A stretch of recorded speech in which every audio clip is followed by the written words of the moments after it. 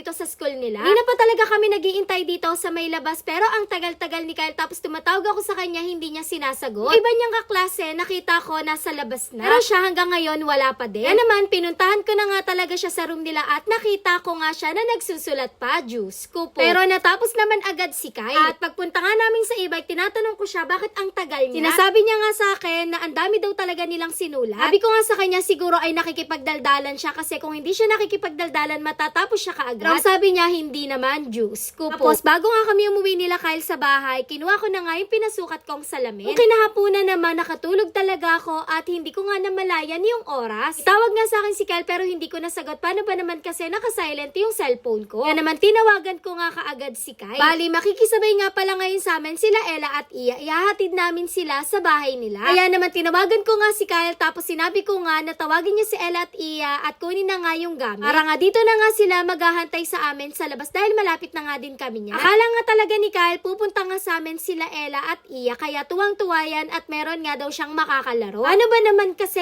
inip na nga din talaga yan sa bahay kapag wala siyang training. Home exercise lang yung ginagawa niya tapos assignment din nandun lang nga siya sa bahay. Bilis lang din naman pala namin ay hatid dito si Ella at si Iya. Kaya naman nagbabay na nga kaagad dito si Kyle. Mamaya pa nga talaga sila dapat masusundong hapon. Pero maiinip nga daw sila sa school kaya naman sinabay na nga namin. Nakausap ko nga dito si Kyle pero ang sabi niya nga pagod na pagod nga daw siya. Dami nga daw kasi talaga nilang sinulat at ginawa sa school. Buti na nga lang din kako at wala silang training. Pero bukang bibig nga ni Kyle, sana nga daw ay may training sila kasi kapag training daw hindi talaga siya napapagod. Basta usapang badminton yan, yun talaga kasi yung nakakapagpasaya kay Kyle. Uwi na nga din yan si Kyle dahil init na nga daw siya. Pero bigla nga talagang niliko ng daddy ni Kyle dito sa may bagong 7-Eleven. Kanto lang din pala to dito sa amin. Pagkahinto nga ng daddy niya, bumaba agad tapos pumasok dito sa loob. Abay, hindi na nga talaga kami hinintay, Diyos ko po. Ano ba naman kasi, malamig nga daw dito sa loob tapos nagugutom na nga din siya. Wala din kaming mameryendahan doon sa bayan dahil medyo maaga pa nga. Kaya naman, bumili na nga din dito yung daddy niya kasi nagugutom na nga din. Gahanap nga si Kyle dito ng buldak pero wala nga siyang makita. Isip nga niya na meron siya sa bahay pero sabi ko hindi na ako magluluto dahil pagod nga din ako. Kaya naman naghanap na nga lang siya dito ng pwede niyang kainin. Kuha na nga din pala yung daddy ni Kyle dito ng siopaw dahil nagugutom na nga din siya. Tapos nagpakuha na nga rin si Kyle dito sa daddy niya ng footlong. Para nga daw may kapartner yung kanto na kakainin niya dito, Diyos ko po. Pero ako wala talaga akong binili dahil gusto ko nga sana kumain ng kanin. Pero ayun, naisip ko wala pa nga talagang sinaing sa bahay kaya naman nagtinapay na nga lang din ako. Late nga din pala yung pinakuha kong bulgogi dito kay Kyle. Ano ba naman kasi nung una yung malaki talaga yung kinukuha niya. Sabi ko kasi sa kanya masama din talaga yung ganitong instant. Pero hindi naman madalas kaya naman ito pinayagan ko na nga rin siya kumain dahil ngayon nga lang din talaga ulit nakakain ng ganyan si Kyle. Kaya naman ito tuwang-tuwa talaga. Ito ko na nga rin pala nilagyan ng mainit na tubig para pag uwi nga sa bahay kakainin na nga lang niya. Nakita nga si Kyle dito nagamis na Skittles kaya naman kumuha na nga rin siya ng isa para daw matikman niya. Bali dito na nga talaga kinain ng daddy ni Kyle itong siopaw dahil nagugutom na nga daw talaga siya dahil konti nga lang din talaga yung kinain namin kaninang tanghali. Hindi na nga rin pala napigilan ni Kyle yung sarili niya at kinain niya na nga dito sa e-bike itong bulgogi niya, Diyos ko po. Nung mag-aalas 5 nga naisipan ko nga talagang mag-jogging. Sobrang dami din kasi talagang ginagawa kaya naman ngayon na nga lang din talaga nagkatay. Wala kasi talaga nung pasukan hindi ko na nga talaga to nagawa. Buti na nga lang din talaga at hindi umulan. Bali sinundan nga talaga ako ng daddy ni Kyle dito. Ano ba naman kasi sinabi nga daw ni Kyle na may kailangan nga daw siyang bilhin para sa school. So ang ending napagsabihan ko na naman si Kyle paano ba naman kasi ang sabi ko nga sa kanya kung may kailangan nga talaga siyang bilhin para sa school nila sabihin niya na nga agad sa amin at wag niyang kakalimutan. At hanggat nasa labas pa kami san